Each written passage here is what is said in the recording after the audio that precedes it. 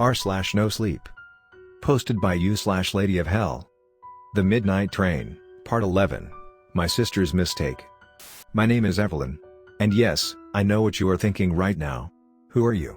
Where is Amy? What's up with the midnight train again? Don't worry, I will explain all of these things if you give me the time to do so. I don't intend to bother with explanations right now, as all will make sense as this story progresses.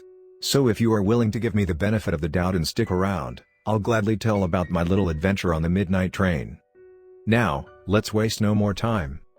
It all started just like every good story did, with a distressed phone call from my sister in the middle of the night. 2 in the morning, to be precise. I had been asleep, of course, but the shrill ringing of my phone right next to me made me open my eyes. Still dizzy, I picked the phone up and silently cursed the person who disturbed my peace, but as soon as I read Mia's name on the display, I was wide awake. My sister wasn't the type to call me after midnight without reason. She wasn't one to need a ride because she got drunk at some club out of town.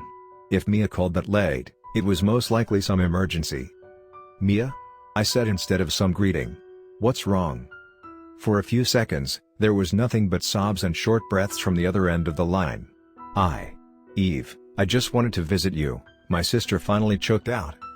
"It's past midnight." I know. Fuck.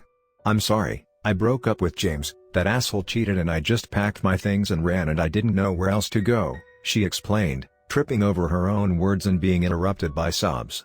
"I went to the train station and the train was there and I got in, and now. Oh fuck, Eve, I'm here for 2 hours now." "Mia, where are you?"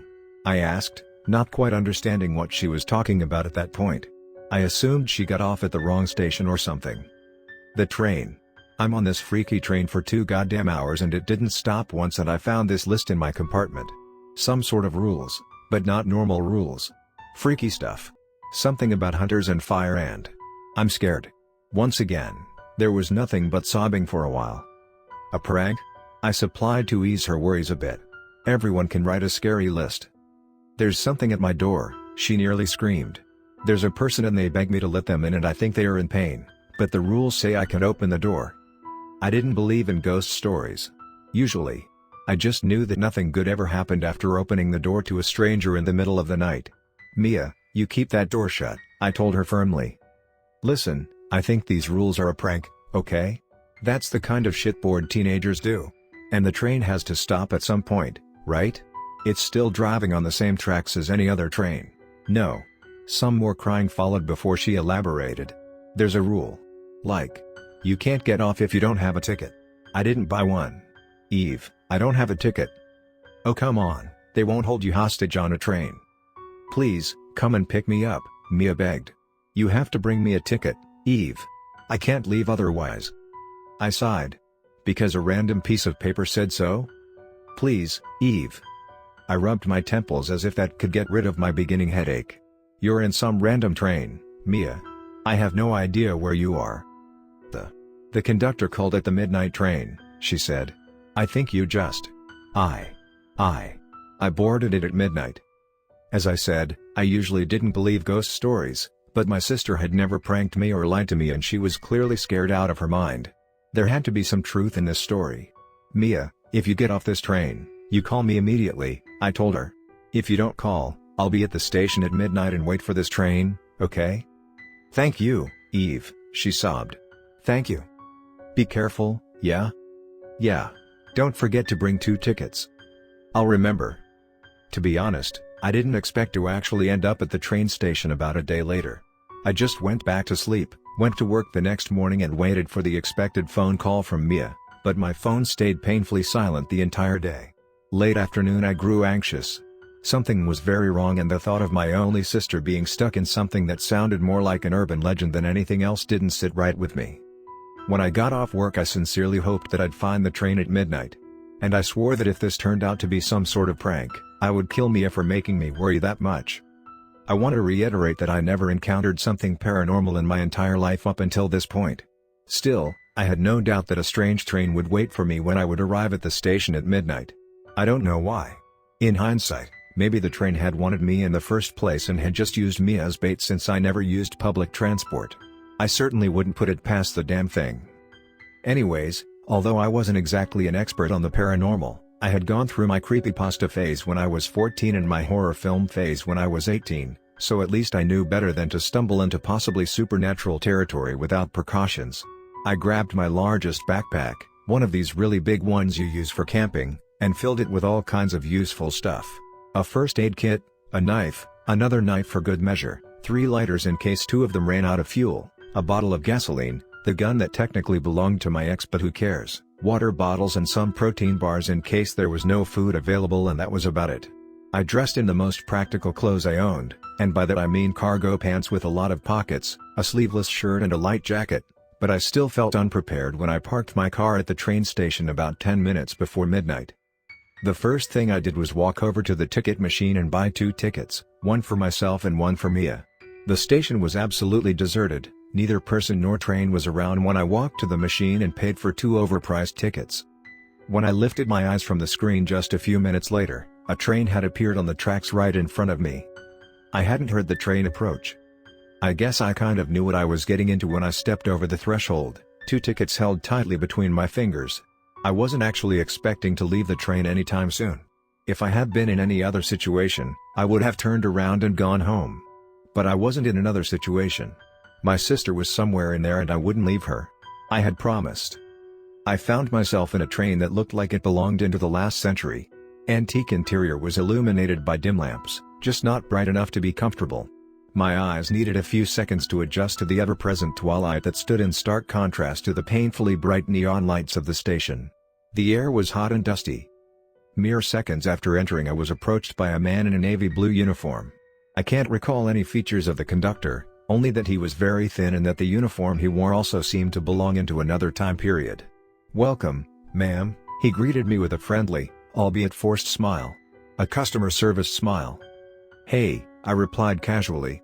"I assume this is the midnight train?" He raised his eyebrows and looked actually surprised for a second, but he quickly found his smile again. "Correct, ma'am. Would you please," he coughed, "follow me so I can show you your compartment?" I nodded. "Yeah, of course." The doors shut as I turned away and the train started to move. No return. I took a deep breath and followed the conductor while the train quickly gained speed. My hands were wrapped around the straps of my backpack, mostly to remind myself that I wasn't as vulnerable as I felt in that moment. I had a fucking gun. Everything would be alright. Neither the conductor nor I said a word while he led me to my compartment. The only sound was a distant humming, barely loud enough to hear. I thought I should at least hear the sound of metal against metal, where the wheels of the train touched the tracks, but then again, this was not a normal train. I felt like I was going crazy while I walked through the dim hallways. A part of me, maybe the small part of my brain that actually possessed some sort of survival instinct, wanted to run. I felt high on adrenaline, the same sort of high you feel on a roller coaster when the ride starts and you know you can't get off now. But at the same time, I was weirdly calm. Detached somehow, but just one wrong move away from a panic attack. The conductor led me to compartment number 15 and excused himself quickly after I thanked him, closing the door behind himself as he left. I let myself fall onto the surprisingly soft bed, opened my backpack and searched for my phone, with which I quickly called Mia to tell her I had come to pick her up. The phone rang for several minutes. Nobody picked up. My stomach dropped. She was supposed to be waiting for me, for my call. I tried again and again and again, always letting it ring until a soulless voice told me to leave a message. After 7 attempts, I leaned back until I lay flat on the bed, staring up at the wooden ceiling. A fly circled around the light bulb. Its buzzing mixed with the humming of the train. Maybe Mia was asleep, I told myself. Maybe she was a heavy sleeper and hadn't heard her phone. No need to panic just yet. It made enough sense to believe it, but the sense of dread that had settled deep inside me didn't disappear. A look at my phone told me that it was midnight already. I called Mia one last time, left a message and told her that I was here and that she should call me immediately. Then I opened my WhatsApp and opened the photo she had sent me the night before, just after our conversation. She had photographed the list of rules she had talked about. I had already skipped through it as I prepared my backpack, but now I took the time to read everything again. 1. If you bought a ticket at the station, you'll arrive at your destination eventually. It might take some time, but you'll get there. If you didn't buy a ticket, I'm sorry. There's no way to leave now. 2. Be wary around other passengers. Some are just like you, some benevolent and some outright malicious. It's hard to distinguish them.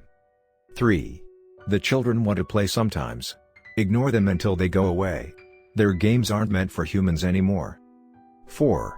The conductor is neither your friend nor your enemy. He merely does his job, so treat him with respect and don't stare at him for too long. It's impolite. 5. You may eat anything from the vending machines. You can go to the dining wagon if you want to, but be careful. If the waiter wears a red bow tie, don't touch the food. Fake an illness and excuse yourself. If the waiter has no face, run and hide in your compartment. If the waiter is a tall woman with white hair, cut your palm open with your knife and drop some blood on the plate. If she takes the plate with her, she's in your favor now. 6.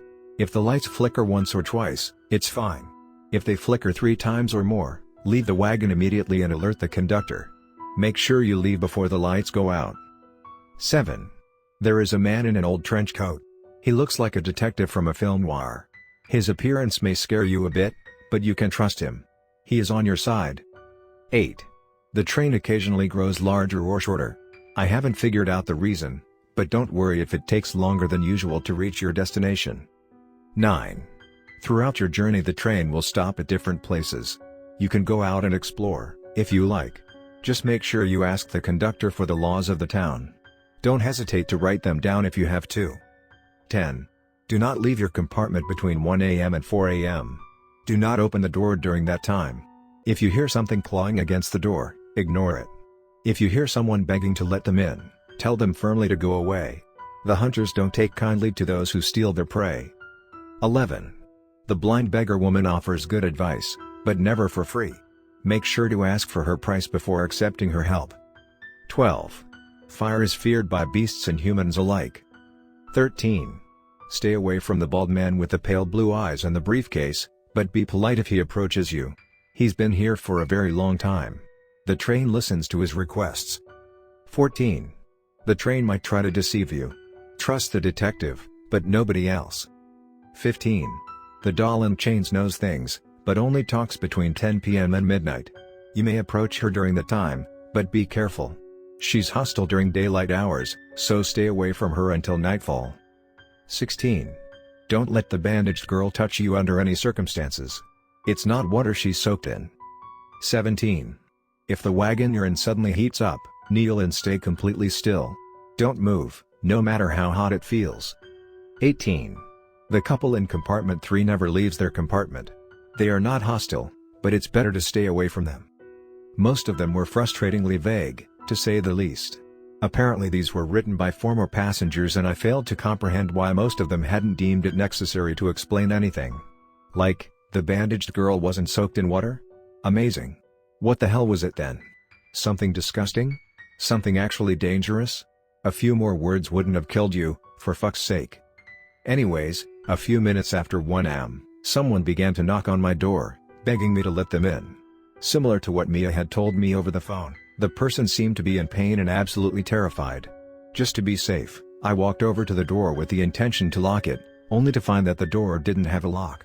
For all I knew, the person could simply slide it open and enter my compartment. Everything could simply enter my compartment. The thought left my whole body shaking. I hurried back to the bed, opened my backpack with trembling fingers and searched through it until my hand closed around the handle of a knife. Back pressed against the wall, knife in one hand and phone in the other, I sat on the bed and faced the door. My heart was racing. I expected the door to open at any moment. Suddenly, after several minutes, the pleading stopped and a deep growl could be heard. I gripped the knife tighter. Agonized screams pierced through the air, something growled again. The screaming continued on for what seemed like forever and was then replaced by wet chewing sounds that made me almost throw up. I pressed a hand to my lips. That was the first time I regretted entering the midnight train, but certainly not the last. Against all expectations, the thing that had eaten the begging person didn't enter my compartment either. After listening to flesh being ripped apart for way too long while trying to choke back the bile that rose in my throat, the silence returned once again. I decided that I didn't like the hunters at all. All of this happened in the span of about half an hour and the rules stated that the hunters would be around until 4. No matter how much I wanted to leave my compartment and go searching for Mia, I wasn't worth the risk. Therefore I had over 2 hours to kill before I could do anything. I took my phone and did what I maybe should have done before arriving here. I googled the midnight train. It didn't take long for me to end up here on Reddit, reading the tale of this woman called Amy who told her story in great detail, showing what horrors the midnight train actually had in store. I basically devoured it, just to gain more information about the train. It seemed like the rules had been a bit different during Amy's time, but the majority was still the same, and after spending several hours reading, I felt like I knew enough about the midnight train to not get killed by the first entity I came across. With the semblance of confidence, my backpack on my back and the smaller knife in my pant pocket, I exited my compartment to finally find my sister. Soft humming that neither grew louder nor quieter accompanied me as I walked down a deserted hallway. I wasn't entirely sure what I was going to do, but as soon as the conductor was walking towards me, I saw my first chance. "Hey," I greeted him. "Can I ask something?" He nodded. "How can I help you, ma'am?" "I'm looking for my sister, Mia. Looks like me with longer hair, arrived last night. Can you tell me where she is?" And he stood there, his indescribable face showing no emotion I could name, and he answered, "I don't know who you're talking about, ma'am." I decided that I didn't like the conductor either. "Yeah, whatever," I muttered under my breath and passed by him without another glance. Not my friend, the rules had said. I should have expected that. After that failed attempt, I decided to take a more time-consuming, but straightforward approach. Starting at the end of the train, I knocked at every single compartment door, shouting Mia's name and telling her it was me, here to pick her up. When I had almost reached the last compartments, at least according to the numbers on the doors, I nearly jumped as something tucked on the sleeve of my jacket. "A new face," a child's voice exclaimed. "Play with us?" Well, shit. That were, most likely, the creepy children who apparently like to cut body parts off, at least according to Amy's posts. Wasn't that amazing? I forced myself to keep a straight face. "I want to paint a picture," another voice proclaimed. "Your blood will be a pretty color." Their tiny hands grabbed my clothes, trying to keep me from walking away. "We can make earrings of your eyeballs," said one of them cheerfully. I swallowed. Hearing childish voices saying such violent things was enough to make me sick, and the knowledge that these weren't empty phrases didn't make it any better. I slowly moved my hand towards the pocket where my knife was. Just in case. Their hands brushed my skin and they were cold. "Play with us," one of them ordered. "Let's play doctor. I'll do heart surgery. Or lungs. Or liver. No. I want to paint," another chimed in. Without warning, sharp claws dug deep into my skin, deep enough to draw blood. Were they supposed to be able to hurt me? I wasn't able to stay calm as the sharp pain flashed through my arm. Out of reflex, I spun around and ripped my arm from their grasp. Although I was well aware I was supposed to ignore them, I looked at them nonetheless. A mistake, of course. Zombie was the first word that came to my mind. A boy and a girl, 6 or 7 years old at most, stared up at me with bloodshot eyes. Their hair was greasy and fell in thick, sticky strands in their faces. The skin was discolored and shed itself from their muscle and sinews, blood covered their dirty, ripped clothes, their fingers ended in long, sharp fingernails. The eyes were completely white, no pupil, no iris, only bloody red veins like cobwebs. They smiled at me and bared rows of yellowed, rotting teeth. "Now you play with us," the boy grinned. I took a step back. And another. They approached with the most wicked smile on their faces. I pulled the knife from my pocket, a multifunctional Swiss Army knife with a rather short, but sharp blade. The kids didn't have weapons on their own, but I had no doubt their claws were sharp enough to cut me open. I lunged forward and stabbed the girl in the gut. The kid didn't bleed.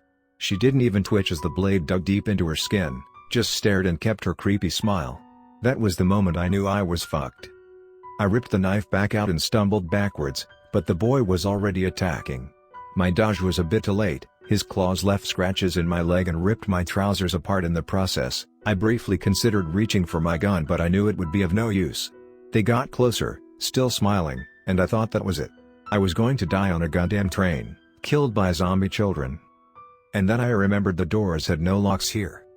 In a last, desperate attempt to flee, I threw myself against the closest compartment door, pulled it open without really processing the golden number 3 that was painted onto it, fell inside and shut the door again with a loud bang. The hunters hadn't been able to get in, I figured, so the children maybe wouldn't be able either. It was a stretch, yes, but I thought that inhuman things couldn't just enter without permission. At least Amy had never been bothered by one of them in her compartment except for the roommate, but that one seemed to be no longer around, according to the rules. The children clawed against the door. I could hear them screaming outside, but they didn't come in. I sat on the floor, back against the door, the knife was still in my hands and I was breathing heavily, my vision was blurry from the adrenaline. I was still alive. "Who are you?" a cold voice asked and pulled me back into reality. I finally looked up and found myself in front of two women, the inhabitants of compartment 3. Now I think this is a good point to stop for today. This was quite a lot to type out. But don't worry, I'll update this story tomorrow and I guess the next post might clear a few things up. Let's keep the ending traditional, shall we? So. Until then, make sure you don't break important rules. And don't bring a knife to a zombie fight.